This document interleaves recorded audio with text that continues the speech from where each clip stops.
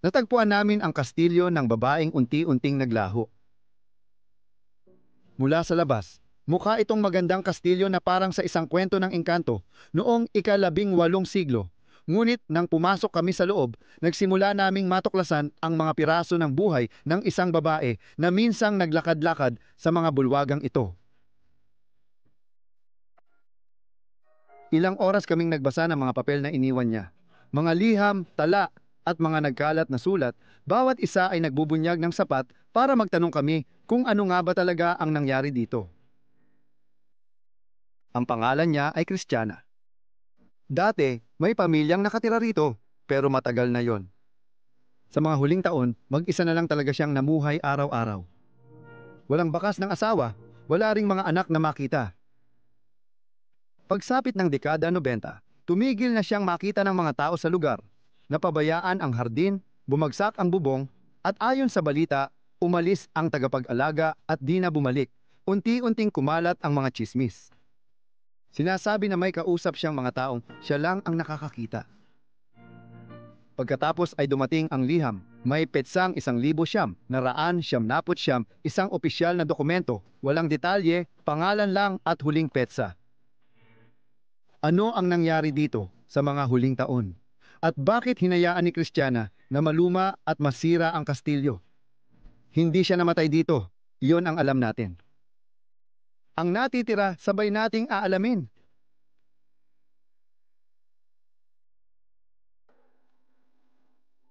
Diyos ko, saan na naman tayo napadpad ngayon? Libingan ng mga sasakyan. Hindi ko talaga maintindihan kung paano namin patuloy na natutuklasan ang mga ganitong lugar. At ang kasaysayan sa likod nito ay siguradong magpapagulat sa iyo. Ako at si Luke ay gumugol ng maraming oras dito. Nag-research kami tungkol sa lugar na ito, nag-scan kami ng napakaraming papel at nahanap namin ang kumpletong kwento ni Juliet na nanirahan sa isang abandonadong kastilyo. Pero kung paano ito nauwi sa ganito, wala kaming ideya. Welcome back sa lahat sa Bros of Decay. Sa likod ng kamera si Luke. Hey Leslie! At handa na kaming dalhin kayo sa isa na namang kamanghamanghang pakikipagsapalaran. Tara na. Oh, tara na. Magandang ideya yan. Simulan natin sa libingan ng mga kotse. Ipapakita ko muna ito, tingnan mo. Hindi ko pa ito nakita dati. Halika. Hindi ko pa ito natitignan ng malapitan. May kotse na nakatayo dito sa gitna ng gumuho na kwarto.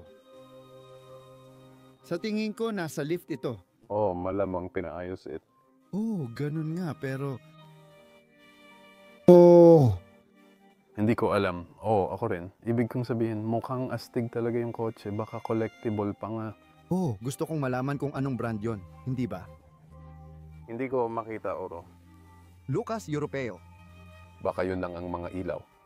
Hindi ko dapat masyadong hawakan kasi baka mabuwag ito. Pero maganda pa rin itong piraso na nakatayo pa dito. Si Juliet, ang dating may-ari, ay siguradong hindi kolektor ng kotse dahil malamang may iba pang tao. Oh? Sa lugar na ito, may taong mahilig sa mga kotse at nagkolekta ng mga kotse. Pero naiwan na lang silang lahat dito. Kung alam mo ang brand or modelo, sabihin sa komento. Gusto naming malaman, pero hindi lang ito ang kotse dito. Marami pang iba sa likod bahay. Sige, tingnan ko pa. Karamihan, oo, may mga French na kotse dito. Peugeot 2006, 206. Bukas pa rin ito at makikita mong wala na ang airbag at laman nito. Kaya sigurado akong may isang tao dito na mahilig talaga sa mga kotse. Maaring anak niya nito, si John.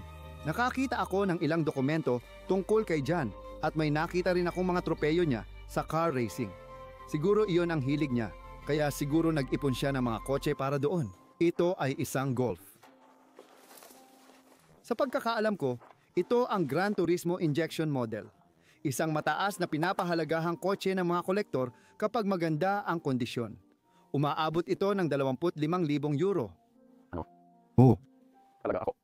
Nagkaroon ako ng ganito, yung Model 2 nung mas bata pa ako. Ano yung model na sinabi mo? Ito ang Model 1. Ng? Golf GTI. Oh, ito ay isang Golf GT. Oh, hindi mo makikita kasi natatakpan ng baging. Hindi. Oh, Mini Cooper. Ito. Gustong gusto ko yan. Oo. At isa ito sa mga naunang modelo. Pero makikita mo rin dito na nakasulat 1,000, 900, 1,000, 900, 91. Galing ito sa insurance ng kotse. At ito na rin ang panahon na nagsimulang magkaproblema ang lahat. Dito sa Kastilyo nagsimulang magipit si Juliet sa pera at nagkaproblema rin sa pag-iisip. Pero ikukwento ko pa yan mamaya sa video. Tingnan muna natin ang likod bahay, tara. Pati traktora meron din. Parang traktora. Oh. May tagapag-alaga rin siya ng Kastilyo na umalis noong dekada 90 nang hindi na siya binabayaran. Kaya siguro ito ay para alagaan ang bakuran ng Kastilyo. Hindi ko pa tiningnan ang bahaging ito. Ay, sandali, may tatak dito. What? Hindi lahat ng letra nandito, pero Muli, alam ng mga tao sa mga comment. hindi ako ganun kaalam tungkol sa... Mga traktora sa kasamang palad, ang alam ko lang ay tungkol kay John Don at yun lang. Si John doon. Ano pa ang meron ka? Mas marami kang New Holland, iyon ang mga mas bagong tatak, parang totoo. Oh, ano meron tayo dito? Isa na namang kotse sa kasamaang palad, hindi ko alam ang tatak. Ang buong bubong ay literal na kinakalawang na. Grabe, wow! Oh. Kamangha-mangha. Medyo elegante ang kotse na ito. Ang astig naman nito, BMW ba to? Talaga? Oo, BMW yan. Hindi ko akalain, hindi ako ganun kaalam sa mga BMW rin. Tama, makikita mo ang brand sa manibela. Ang dami pa rin kotse na naiwan dito na siguradong napakamahal. Tingnan mo itong maliit na gusali dito. Gusto ko ito. Yung bubong na may tiles. Yung mga siwang dito. Parang sa Netherlands. Ang daming bisikleta na naiwan. Ito, maayos pa ang kondisyon. Sa tingin ko, pwede pa itong sakyan. Oh. Kailangan ng hangin sa flat na gulong. Panglalaki lahat ng modelo nila. Alin dito? Panglalaki lahat ng modelo nila. Tama. Totoo yan. Wala akong nakita sa mga nascan kong dokumento tungkol sa asawa ng may-ari ng Kastilyo. Pero may nabanggit tungkol sa mga anak. Maaaring maagang pumanaw ang asawa. Pero di pa tayo sigurado. Narito ang parang isang lugar ng trabaho. Mas marami pa bang kotse o wala na? Hindi, parang dito lahat ng gulo. Wow. Oo, malaking tumpok ng mga gulong sa sulok. Mukhang puro bago talaga. Literal na lahat ng bagay ay naiwan dito. Kaya kung bibigyan mo ako ng isang weekend sa kamalig na to, makakagawa ako ng kotse para sa'yo. Sa loob lang ng isang weekend. Siguro bigyan mo ako ng isang buong linggo. Nandito lahat mula sa gear, gearbox, hanggang sa mga bintana sa harap, gulong, boots, lahat pati langis ng makina.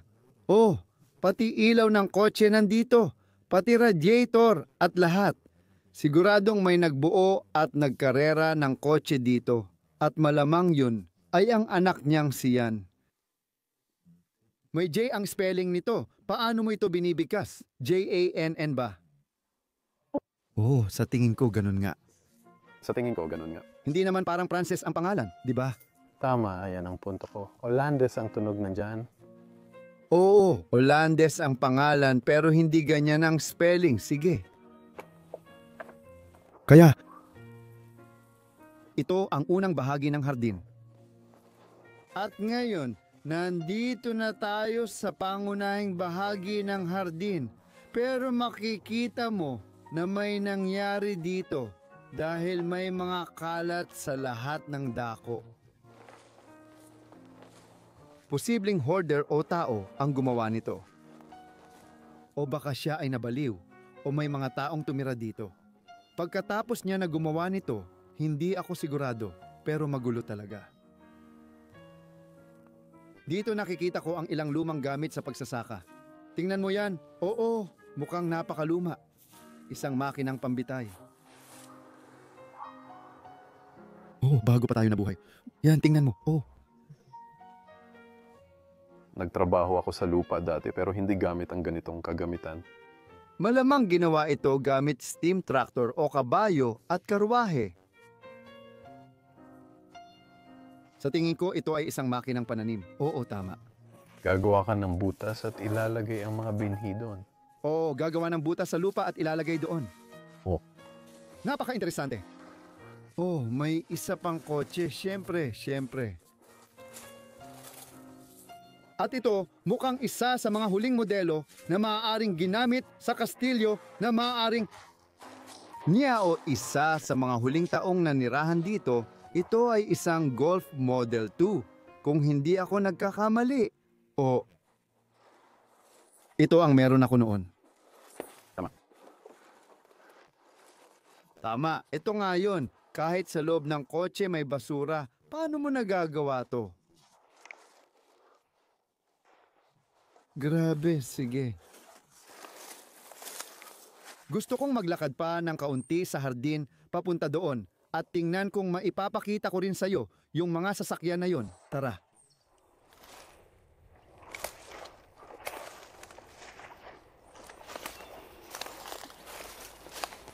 Mas marami pang Volkswagen. Malalaki. Tagahanga ako ng Volkswagen. Tagahanga ng Volkswagen. Kahit ang mga plaka at lahat ng bagay ay nandoon pa rin, lubos na natabunan ng baging. Ang galing. May isa pa rin dito sa ilalim sa kanang bahagi. Oh, Ikaw? halos hindi mo na makita. Nakikita mo yon. Hindi ito ang tinatawag kong barn find kasi nasa labas ng kamalig at wala ng halaga.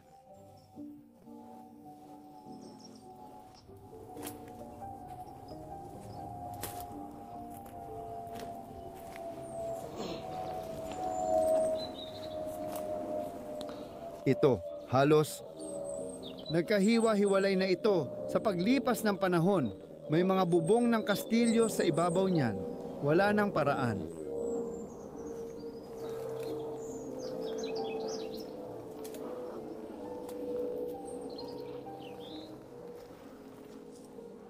At dito makikita natin ng bahagya ang napakagandang lugar niya. Isang lugar na minana niya mula sa kanyang mga magulang at sinimulang tirhan bandang dekada 1960 nang matapos niya ang kanyang doctorate sa Universidad ng Montpellier, kamangha-manghang lugar. Handa ka na, Luke? O tara, maghanap tayo ng paraan papasok. Sana madali lang makapasok. Tara na! Ganito tayo papasok pero maghanda kayo. Dahil parang junkyard ito. Nakakalungkot makita. O inisip ko, paano nangyari ang ganito? Wala akong ideya, Luke, tatasan natin. Luluk ka, sa tingin ko, ito na ang pinakamaraming basura na nakita ko sa likod ng isang abandonadong bahay o kastilyo o kahit anong lugar sa buong buhay ko. Oh, grabe. Paano napunta lahat ito dito? Ano ba lahat ng mga bagay na ito? Sa tingin ko may mga magagandang kaserola at kawali pa nga dyan sa gitna. Sino kaya ang nagtapon nito mula sa bintana? Sige, hindi ko na pagtutuunan ng pansin ang mga kalat na to ng matagal dahil napakaganda talaga ng loob ng gusali. Oh, dito ang daan papasok. Mag-ingat ka sa paglakad. Madulas dito. Huwag kang mahulog sa tambakan ng basura. Sige, ayos ka lang. Oh, ayos lang ako. Sige, kung kailangan mong ipahawak sa akin ang camera sandali, pwede ko namang gawin. Oh, naging solid na ang basura.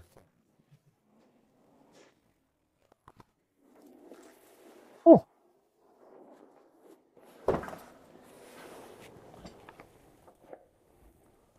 Maligayang pagdating. Sa loob ng kastilyo.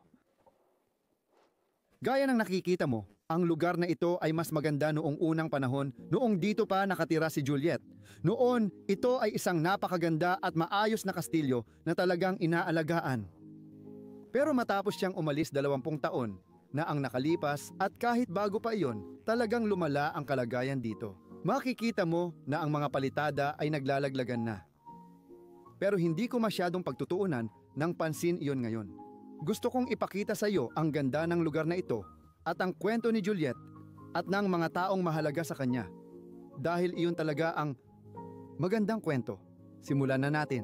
Ipakita natin ang mga kasangkapan sa kwartong ito. Sa tingin ko, isa ito sa mga kwarto na may pinakamagagandang kasangkapan sa kastilyo.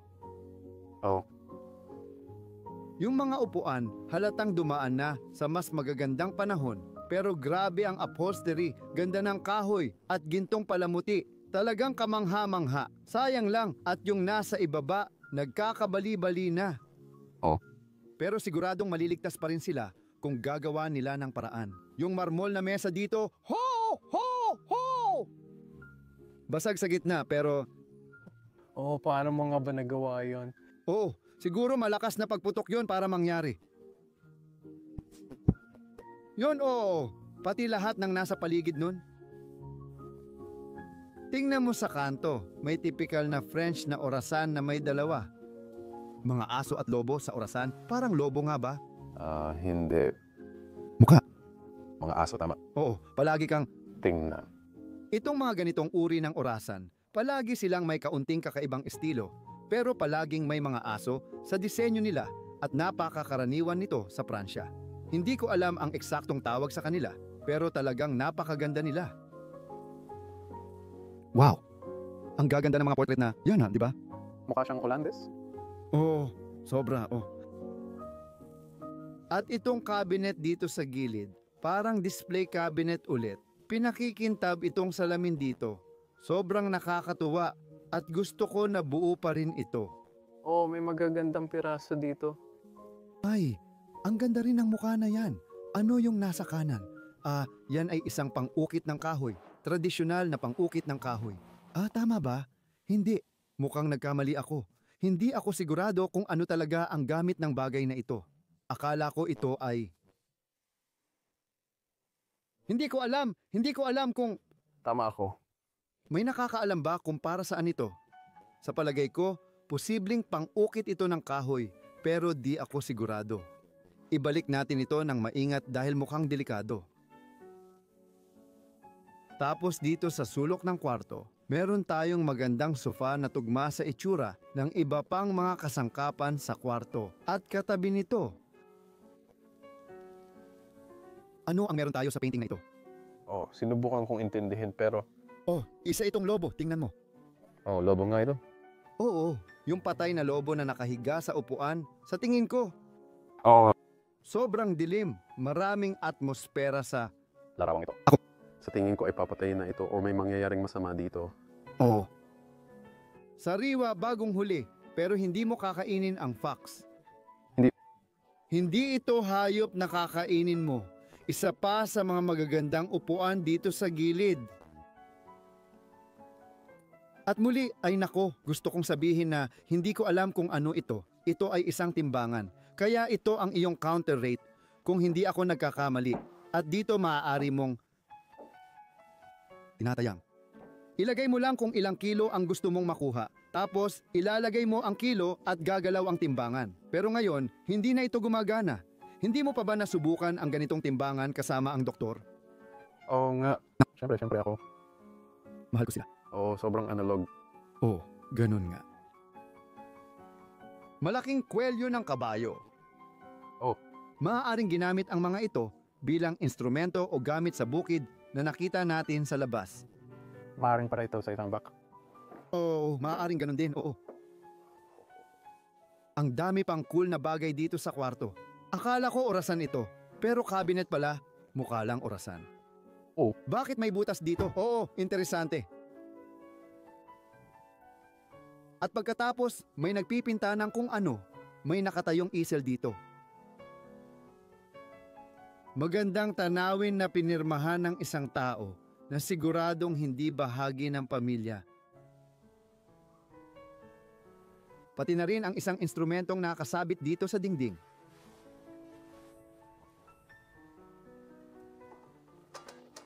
Pero, ay medyo sira na ito at may orasan din sa ibaba na sa kasamaang palad. Ito ay isang lira, mukhang lira, isang lira na parang gitara nung medieval. Oo nga. Oh, hindi ko alam. Alam ko gusto mong ipakita ito, Tingnan mo at heto na. Buo at kumpleto ito. Wing piano na naiwan dito sa kwartong ito. Tumutunog pa ba ito? Oo, gumagana pa. Tunog ay masyadong disonante. Makikita mo pa rin na gumagalaw ang mga martilyo sa loob nito. Ang kuya martilyo ay tumatam sa ba't na kwerdas. Oo, kung gagawin nila. Ay kung dadawin, din na madawin ko din. Anong brand yon? Simula sa Paris. Ang ganda ng upuan ng piano na ito. Ay, ang ganda nito.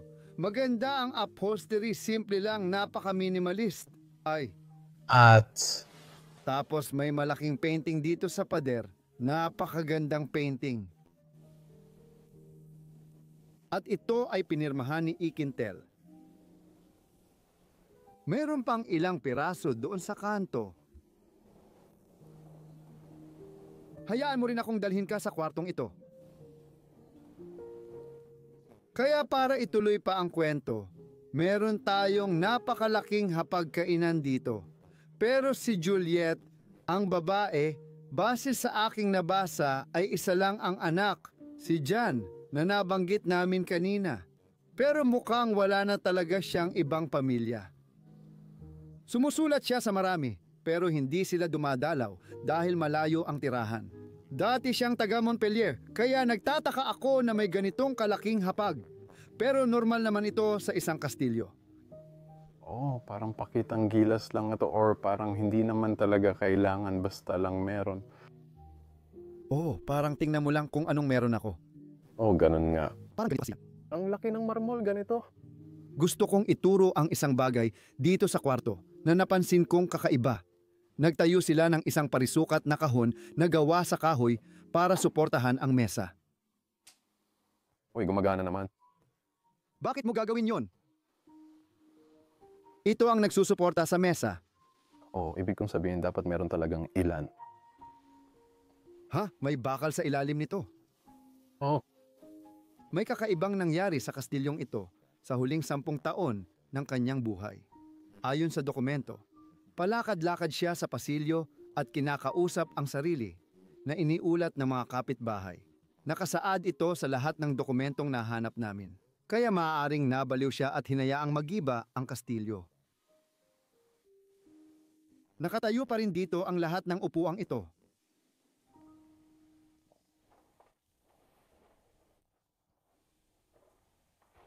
Tingnan mo sa likod ng kwarto. Uy, tingnan mo. Ang galing nito. Alam mo ba kung ano to? Mukha siyang lumang poker table o parang ganun. Baraha, mga baraha na panglaro. Mesa, Pero ito ay isang doble gamit na kasangkapan dahil kadalasan ganito lang ito. At kapag gusto mong maglaro, pwede mo itong buksan at pagkatapos mong maglaro, isasara mo ulit. Espesyal na ginawa para dyan. Oo, madalas ko nang makita ang mga ganito. Pero itong isa, sobrang sira na ng kalagayan. meron din silang mga ganitong kasangkapan na Asyano. Isang kasangkapan ito na galing China. Tinitingnan. Ang mga simbolo, napakagandang ukit dito. Wow! May ilang librong naiwan, tapat na lampara. Hindi pa natin nakita ang mga ito. Oh, ito rin ay isang multifunctional na mesa na pwedeng tiklupin at gawing game table. Talagang marami siyang mga kasangkapan na pwedeng paglaruan. Sosyal na babae talaga. Sige! Isa pang cabinet na punong-puno ng libro. Ang ganda nito. At sa tingin ko sa likod nito, halika tingnan mo. Ito ang kusina dati, pero oo. Ang tanong ay, ano ang nangyari dito? Paano naging maganda at pangit ang lugar na ito ng sabay? Hindi, salamat. Oh, sa totoo lang, hindi naman sila mukhang bulok pero hindi ko alam, susubukan ko. Tingnan mo, may mga kasangkapan na literal na nakasabit sa pader, parang nakapatong sa mga bagay, parang may mga kahon kahit saan doon. Pero pag pumasok ka sa kwartong ito, may napakagandang malaking puno sa pader dito. Hindi ko maintindihan ako. Ako rin. Paano nangyari yon? Yung ukit. Tama. Oo, ang ganda ng detalye niyan. Oh, parang maliliit na figura. Ang ganda. Nakakabilib. Lahat ng ukit na gawa dito. Talagang binigyan niya ng pansin ang detalye. At ganda dito sa lugar na to, Diyos ko. Tingnan mo, mahilig ako sa mga payong at hindi ito naiiba. Tingnan mo kung gaano kaganda ang disenyo nito. May maliit na pindutan para buksan kapag tinanggal mo ang takip. Napaka-elegante. Makikita mo ba akong maglakad-lakad ng ganito? Ako naman. Balang araw, magkakaroon ako ng kastilyo at maglalakad ako ng ganito.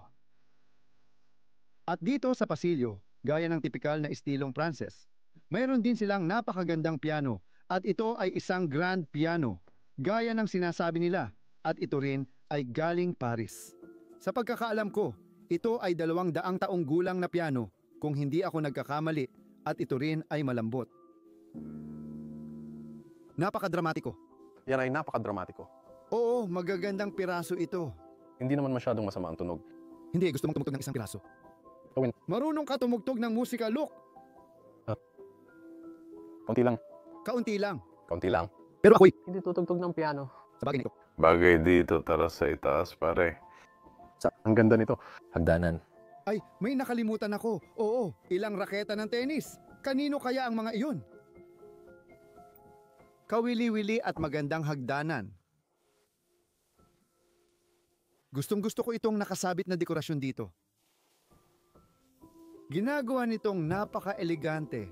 Pero maghanda ka dahil ang itaas ay sobrang enggrande rin. Pero napakaganda. Sabay na sabay. May nakasabit na palayok dito. Isang malaking takure na may mga maliliit na sanga sa loob.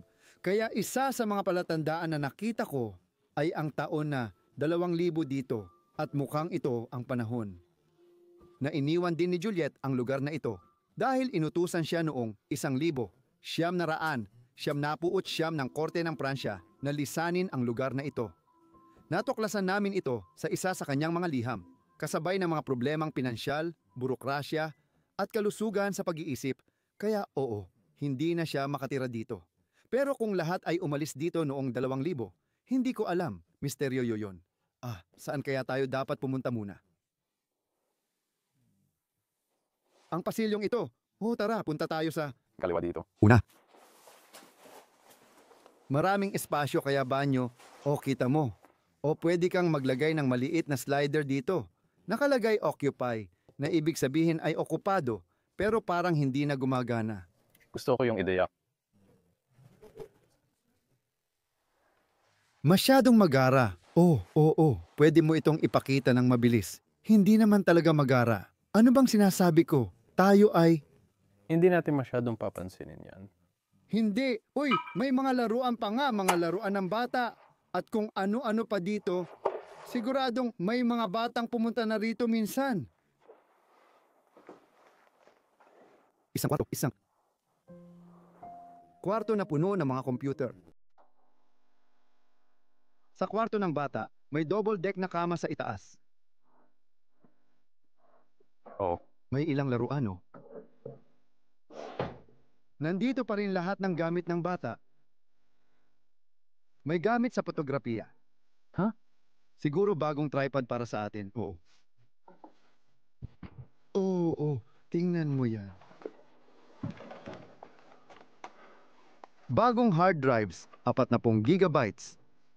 Literal na ang video na kinukunan natin ngayon ay hindi kasya sa dalawa nito. Hindi talaga ganyan nakalaki ang inunlad ng panahon. Sige.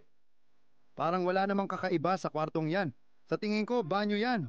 O parang gano'n ang itsura. Wasak na wasak. Magtiwala ka sa akin. Maya-maya ipapakita namin sa'yo ang mga kamanghamanghang kwarto. Pero gusto muna naming ipakita sa'yo ng mas detalyado ang kwento. Napakagandang kabinet niyan. Napakaganda ng disenyo. Wow! Maganda ang detalye dyan. At dito naman sa gilid, meron tayong kurtina ni Winnie the Pooh. Oo, tama. Oo, ang tindi ng pagkakaiba. Wow! Wala masyadong pagkakaiba. Wow! Kaunti lang pala yun. Parang pakiramdam ko, look, kinuha nila lahat ng gamit dito at itinapon sa bintana. Medyo walang katwiran yun o parang...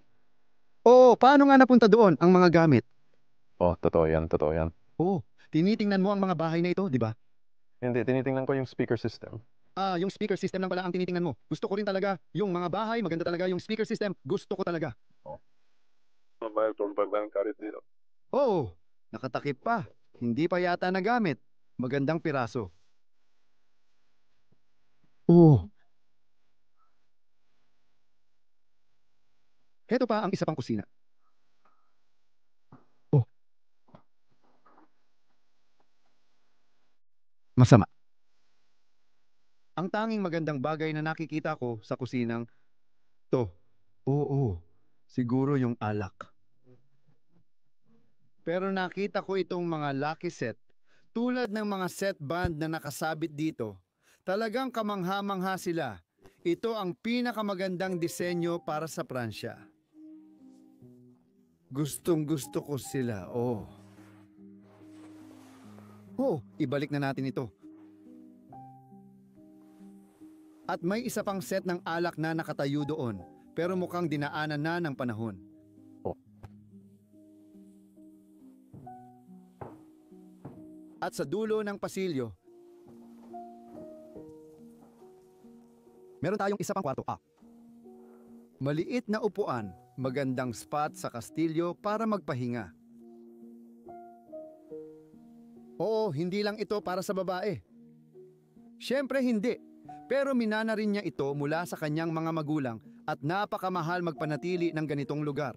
May tagapangalaga siya noon pero siyempre noong dekada 90 dahil sa kanyang mga problemang pinansyal natanggal siya. Kaya oo, ito ay isang aklat na puno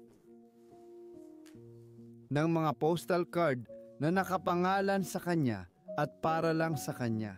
Karamihan ng mga liham ay kanya lang o para lang sa kanya dito sa lugar na ito. Mayroon pa ngang mga bata na sumusulat sa kanya. Oo, mukhang napakabait niyang babae. Oh, marami siyang social na contact gamit ang liham. Pero maaaring nagmula rin ito sa trabaho niya bilang isang doktor. Oh, isa siyang anestesiologo. Nag-aral ng anesthesia. Nag-aaral ng anesthesia, tama, oo. Sa tingin ko, hindi natin nalaman kung siya ba ay isang practitioner, doktor ng anesthesia, o... Pero nag-aral naman siya. Hindi rin tayo sigurado dyan. At hindi rin malinaw sa mga sulat. At kung doktor nga siya, malamang marami na siyang kinita at kaya niyang panatilihin ang lugar na ito. Tama yan. Magandang mukha ng orasan dito. Ang ganda talaga ng paboreal dyan sa taas. Tingnan mo! At pagkatapos, kailangan natin maghintay. Hayaan mo na lang kung nasaan yan, Leslie. Oo. Sige, makikita mo ito. Oo, kamangha-manghang marmol na fireplace. Nakatayo pa rin dito.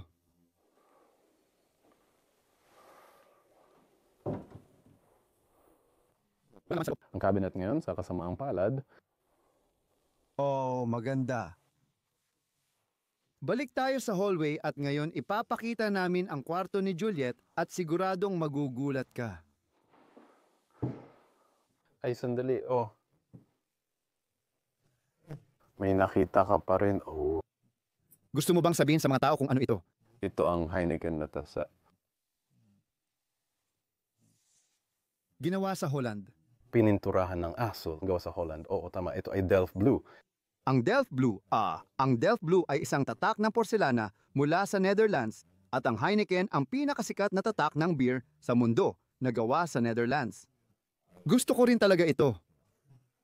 Ang astig, Para sa akin, ang Delft's Plow ay isang estilo ng porcelana. kasama ang Aso na tinta at parang... eksakto. Isa sa mga pinakasikat na gumawa nito ay si Sphinx mula Maastricht sa tingin ko. Tama yan, oo. Ako, Sa tingin ko tama yan.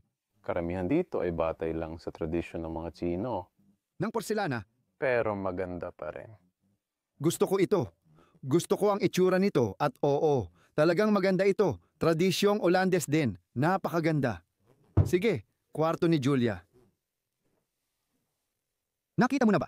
Ipinakita mo na ba ito? Hindi pa. Tingnan mo ang kwartong ito. Grabe. Gustong gusto ko talaga ito. Mahal na mahal ko ang ganitong estilo ng mga kasangkapan. Ito ay Louis XVI, bagong klasikal na kasangkapan mula ika-19 hanggang ika-20 siglo. Pero lalo na itong isa na may napakagandang disenyo, ang mga hinabing lambat dito, ang dekorasyon doon, ang ganda talaga. At minsan ko lang ito nakita sa isa pang kastilyo. Ilalagay ko ang link ng kastilyong iyon sa sulok, napakaganda rin ng kastilyong iyon. Pero tingnan mo, may natagpuan tayong espesyal. Oo, at ang ganda kung paano itong estilo na ito parang hinabi sa buong kwarto. Ito ay isang kompletong set na bibilhin mo noon kahit sa ibabaw ng cabinet kasama ng mga bulaklak at lahat. Sobrang gusto namin ito. Talagang may magandang panlasa at estilo ang babaeng ito. Dito sa salamin, magandang full body length na salamin. Tingnan mo, dalawang guwapo. At gusto ko rin ang harapan. Sa harap ay may maliit kang painting. May mga bulaklak sa paligid nito. Kamay ang nagpinta. Alam mong totoo ito. Oh, balang araw ganyan din magiging kwarto ko. Magsimula tayo dito sa sulok sa pagpapakita nito dahil itong maliit na booklet ng liham ay talagang napaka-interesante at marami kaming nakuhang impormasyon mula sa maliit na booklet na ito. Sa tingin ko, ito ang unang litrato na ipinapakita natin dito sa lugar na ito. Ito ay litrato ni Juliet mismo at ito ang kanyang buong Carte National de Sécurité. Oo, hindi ako sigurado kung para saan ito ginamit, pero sa tingin ko, ito ay para makapagtrabaho siya sa ospital. Binanggit dito na ipinanganak siya noong 1945 at kung ano ang kanyang trabaho. Lahat ng nalaman namin tungkol sa lugar na ito ay dagdag impormasyon din tungkol sa kanya. Talaga, magkakaroon ng Gawa sa plaster, maganda. At oo, syempre, ang kama ulit, ayos pa rin, maganda pa rin. Pero sa tingin ko, ang paborito kong kasangkapan dito sa kwarto na ito ay ang vanity na makikita mo lahat dito. May maliliit na salamin sa gilid at dito tayo naglalagay ng makeup tuwing umaga para gumanda tayo sa buong araw. Oh. Mas marami pang mga dokumento dito na hindi pa natin nabubuksan o natitingnan. Sino kaya ang may alam kung anong iba pang impormasyon ang mahahanap natin dito? Ang dami na nating nakita. Tingnan mo, may shaver pa. Mula sa Philips ulit. Philips na naman. Oh, namamangha kami na kahit saan sa Pransya. Andyan ang Dutch brand na Philips. Parang nasa lahat sila. Tingnan mo! Ito. Nandito pa rin ang mga damit natin sa loob nito. Mas marami pang mga dokumento. Marami pang dokumento sa iba't ibang lugar. Mamaya ipapakita namin ang mga litratong nahanap namin. Pero sa susunod na palapag iyon. Napakakinis. Tingnan mo yang orasan. Ito ay purong marmol. Makikita mo ang mekanismo ng gear sa loob at ang mga pabigat sa ibabang bahagi. Napakagandang piraso.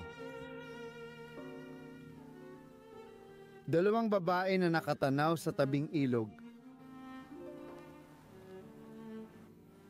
Oo, kamangha-mangha talaga ang salamin at ang buong kwartong ito. Uy, galing din ito sa pintor na nakita mo sa ibaba. Oh, Mas maliit ito, pero hindi katulad ng original na painting. hindi. Siguradong pareho ang estilo. O baka hindi nila ginawa ang unang pagtutugma sa isa sa ibaba.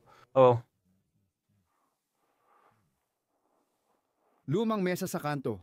Interesante rin ang dokumentong ito. Ipapakita ko pa sa iyo ibang dokumento mamaya. Napansin din namin ang lalaking ito. Tingnan mo ang kanyang kasuotan at estilo. Talagang nagpapakita ng karangyaan. Maganda sa maliit na mesa na ito, isa pang kabinet dito na halos gumuho na. Nakakagulat na nakatayo pa rin ang buong gusaling ito. Oo, tulad ng lahat ng marurupok na bagay dito, talagang nakaka-interes. Maganda rin itong mababang upuan. Magandang upuang may tapiserya. Oh, tinitingnan din namin ito. Tingnan mo. Oh. Alam niyo ba kung ano to? Lahat kayo?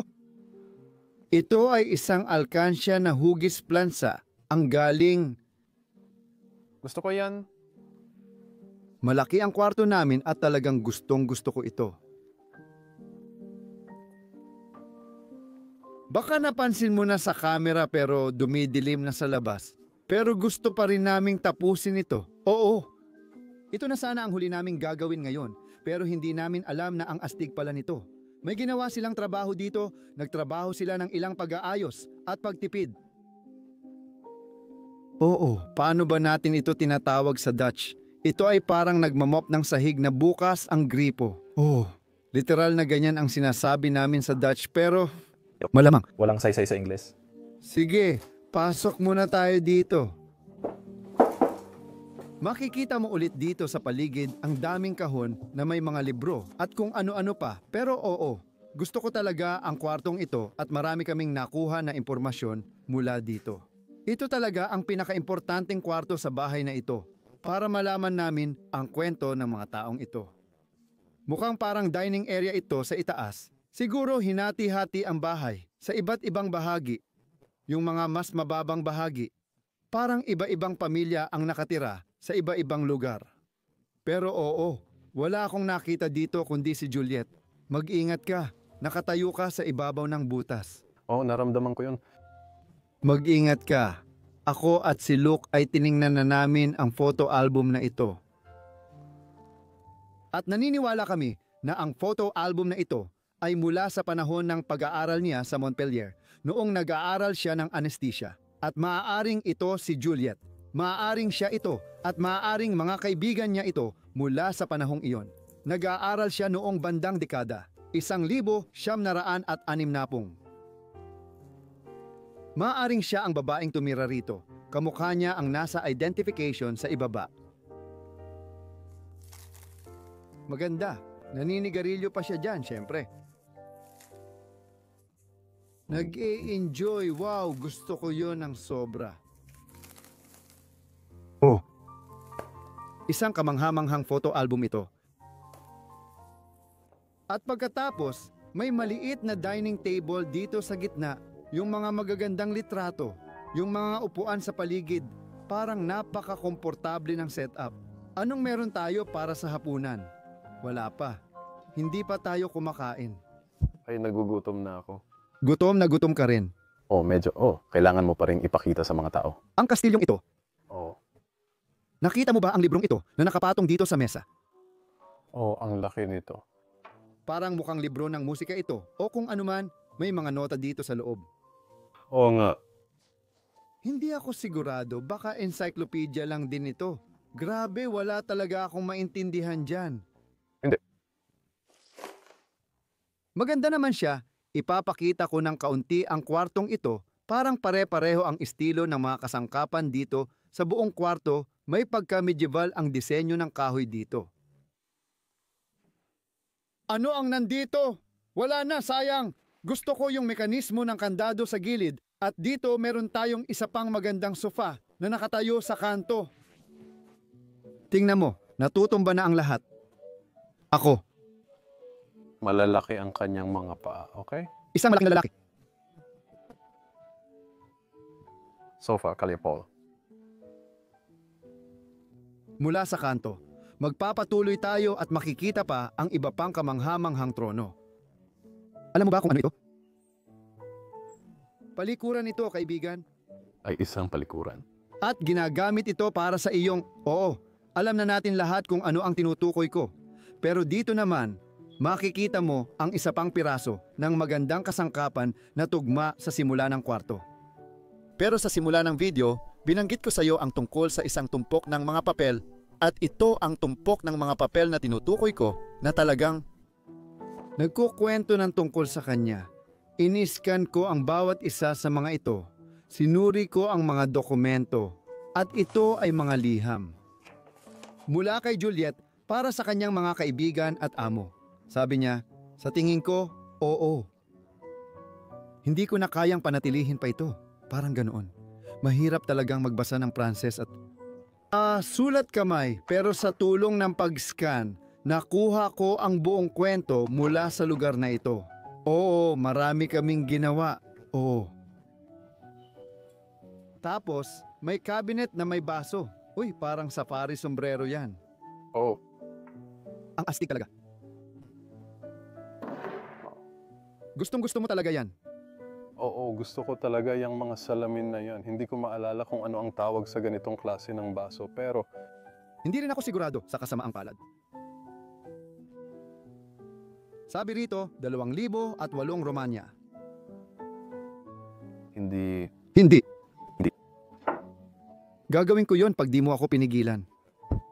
May bariles din ng alak na nakatayo rito at mas marami pang mga baso.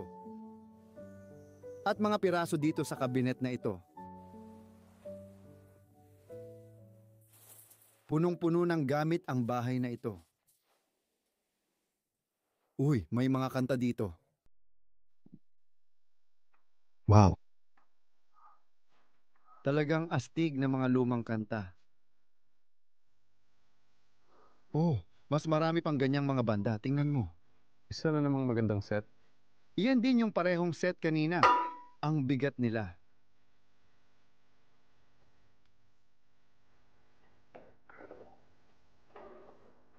Tapos may kalandin na nakatayo dito. Sige. Tara, magpatuloy pa tayo. Oo nga, nakalimutan ko na kung nasaan tayo sa hallway na ito. Ang laki ng lugar na ito. Ang daming kwarto. Ang palabas. Oh. Mula sa kwartong papasok tayo ngayon, makikita natin na hindi lang si Gilliat ang tumira dito, Van Halen. Yan ba ay... Isang grupong Olandes. Hindi, Amerikano siya pero Olandes ang pangalan niya. Siguro nagmula pa yan noong panahon ng imigrasyon. Oh. Isa ba itong metal band? Tama ba? O hindi, parang Tumalon ako. hindi ko alam ang tunog. Hindi ko alam ang... Sige, ayos lang. Siguradong mahilig talaga sa musika ang taong tumira sa kwartong ito at makikita mo yon sa lahat ng musika, mga CD doon. Hindi pa ako nakapasok dito, ikaw. Alam mo, ganun ako kapag nag-e-explore. Tinitingnan ko lahat. Tingnan mo yan. Luma? Hindi, medyo bago pa. Ilang lumang litrato. Luma? Hindi, medyo bago pa. Walang petsa dyan. Sa kasamaang palad. Hindi pa natin nakita ang babaeng ito dati. Hindi. O siya. May mga kakaibang larawan. Oo, isa lang itong kwarto na nagkukwento tungkol sa isang taong namuhay at nagmahal ng musika. Meron pang ibang rock acts, Judas Priest. Judas Priest. Kilala ko ang Judas Priest. Mahal ko ang Judas Priest. Talaga? Oo. Napanood ko na siya ng live. Napanood mo na sila ng live. Ang swerte mo. Gusto ko talagang tumira dito. Ikaw, medyo malaki para sa akin. Pero kung may mga kaibigan, ayos lang. Oo, sigurado, yan din. Astig yun, di ba? Ay, ang astig nito. Tignan mo. May sapot ng gagamba sa kalahati ng kwarto. Kita mo ba yon sa kamera? Mukha siyang kwarto ng bata. Ay. Maraming naiwan na maliliit na plushies dito. Hawak ng bata. At lahat ng ito, ako. Sabi ko, huwag mong hawakan, pero kailangan ko. At mga laruan ng karera. Mukhang lumang F1, F3 lang yan. Ang cabinet sa likod na inukita ng Esmeralda ay napakaganda.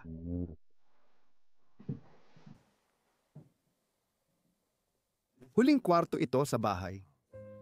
Ayon sa mga dokumentong nahanap ko, may tagapag-alaga siyang pumupunta rito at may kasambahay din siyang posibleng nakatira sa itaas.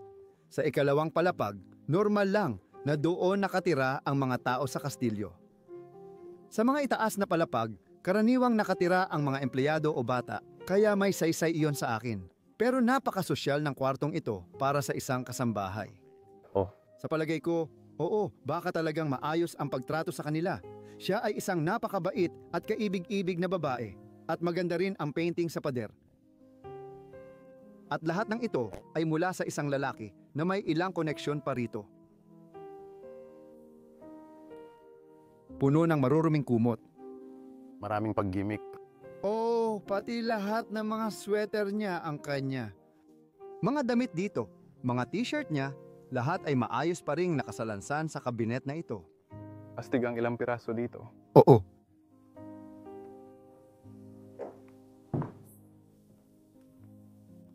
Naiwan pa rin lahat ng damit na ito. Ngayon meron tayong maliit na drawer. O tambak ng mga litrato. Oh, sino itong lalaki na ito? Parang siya rin yung parehong lalaki, di ba? Nakita na ba natin siya dati sa kwarto? Bakit parang tatay natin siya? Baka buhay na siya noon pa, mula pa sa early 1900 na raanges. Malamang siya talaga ang naging tatay niya. Tingnan mo siya sa isang bangkang may layag. Ang galing nun. Para siyang lalaking nagyoyosi ng pipa sa bangkang may layag. Oo, totoo nga. Ay, ito maganda talaga. Gusto ko yang larawan. Wow, may espada pa siya sa kamay. Oh, 1925 ang nakasulat sa ibaba ng larawang ito. Matagal na pala iyon. Mga bata. Tama ka, naninigarilyo ng sigarilyo. Oh, tabako yan. May kulot na bigote. At lahat, pero ang lalaking ito ay matagal nang hindi nakatira rito. Siguro matanda na siya at pumanaw na. Dito siya nakaupo sa kanto. May payong pa. Gusto ko yang fireplace na yan na may salamin sa itaas. Ang ganda. Ang salamin ay parang nakatagilid at nakasabit sa pader. At itong mga libro dito sa ibabaw, kamangha-mangha sila. Ang kasaysayan ng Pransya ay nakasulat dito sa librong ito. Photo album din ito. Tingnan mo, walang laman. Walang laman talaga. Oh, isang litrato lang niya. Tingnan mo. Ang gwapo niya diyan. Iyan ang lalaking may dating. Ang ganda. Nandito ang kama niya. May upo ang panalangin sa sulok. Maayos pa rin at may isa pang safari hat. Kaya siguro ito ang suot ng lalaking ito. Oo, hindi natin pwedeng baliwalain ang malaking problema at ang mga duming nandyan. Wow, anong nangyari dyan? Grabe naman yon. Pati na rin ang mga damit na nakahiga sa kama pagkatapos dumaan dito. Tingin ko, mas marami pa akong tanong kaysa sagot. Oo, ang daming malalaking puwang sa kwento at mga tandang pananong at mga tao at Sa tingin ko, hindi na natin malalaman ang sagot. Marami kaming oras na ginugol sa pagsasaliksik. Pero misteryo pa rin ang lugar na ito. Ang alam natin, si Juliet ay tumira dito, umalis, at pagkatapos bumagsak ang lahat. Sana may dumating at muling ayusin ang lugar na ito. Gabi na. Kami ni Luke ay gutom na. Salamat sa inyong panunood. Mag-like, subscribe at magkomento. Kita tayo next week. Kakain kami ng masarap. Paalam, mahal namin kayo.